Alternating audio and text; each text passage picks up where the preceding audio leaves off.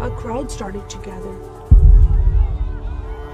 The men were chanting in Arabic, Allahu Akbar, Allahu Akbar. And my father and I, as I was holding his hand, were pushed to the front of this crowd. In the center of this crowd was an Arabic woman, dressed just like this, and she was tied up and she was sitting on a box. Next to her was an Arabic man, and he did a traditional Islamic prayer on the floor. And he got up from the floor, and from his side, he pulled out this very long golden sword, and he beheaded the woman. My legs are shaking, and my heart is going fast. And my father said, if you don't listen to the teachings we're instilling in your life, this will happen to you one day.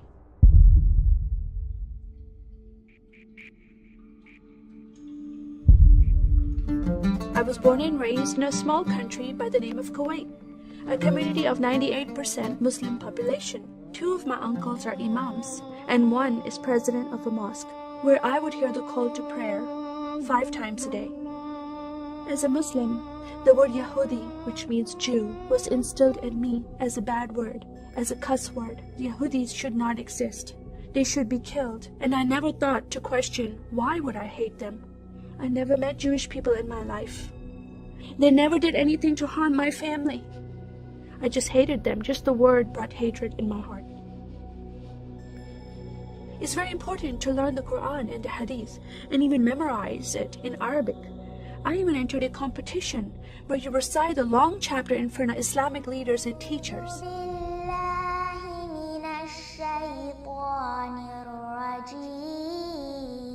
And I came 2nd place. I thought I did a good job. But my father said, no, that's not good enough. Most of my life for me, it was alone, by myself, broken person, in need of love from my family, but I never received it from them. I tried to experience this love from Creator God, from Allah. In my prayer times, I lifted up my hands and I cried out to Allah for help. Please have my father stop beating my mother. Please have my father stop beating me. But no help came. God is not a personable God to Muslims. God doesn't say, I love you. Saddam Hussein forces came in the middle of the night and invaded the small country of Kuwait. And then they came to my city and they destroyed property and they looted people's home and they stole possessions and they killed the men and they raped the women. Then we were granted asylum status to stay in the US. My grandmother suddenly got very sick. She had a heart attack and she went to the hospital. And 2 days later, she passed away. I was devastated because I lost my best friend. And this lady approached me and asked me if I was okay. And I said, no, Paula, my grandmother died. And I just started to cry again. At that moment, I was hurting so much, only crying helped. And Paula came to me and put her arms around me and she gave me a hug. And then she asked me a question. Would you like to go to church with me? When I walked into this church, I experienced love from these people and acceptance from these people like I've never before. Fellowshipping together. They were men and women together.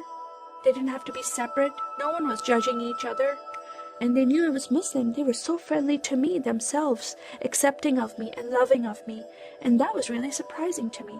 And for the first time in my life, I heard a message from the Bible. He started reading the message about Yeshua. When he walked into the synagogue, he was given a scroll from Prophet Isaiah, and he opened the scroll and he started reading that scripture. That the Spirit of the Sovereign Lord is upon me, because he has anointed me to preach the gospel to the poor.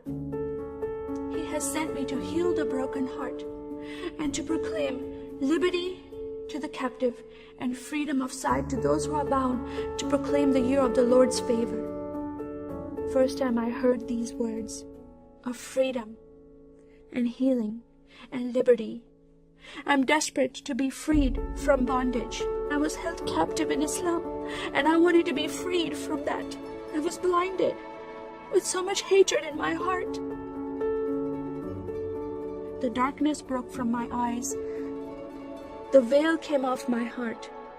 I knew the decision I was making to leave Islam is a big decision. By Sharia law, Islamic law, it is death penalty. But I'm desperate to know a living God.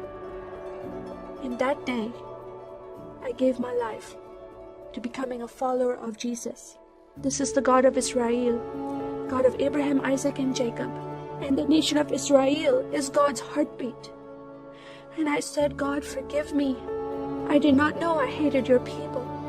I love the Jewish people because it's their God, their Messiah that I'm following. And he told me to love them. I never knew what happened to the 6 million Jews that died. I never heard that in Kuwait in history.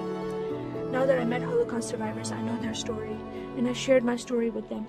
Your God, your Messiah, changed my heart, giving his life for me, so I can have life everlasting. He rescued me, he saved me, he came and brought joy in my life again, and I'm a blessed woman.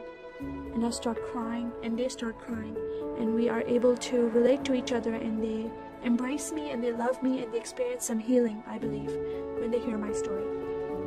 That is a privilege to have that in my life. I am one for Israel.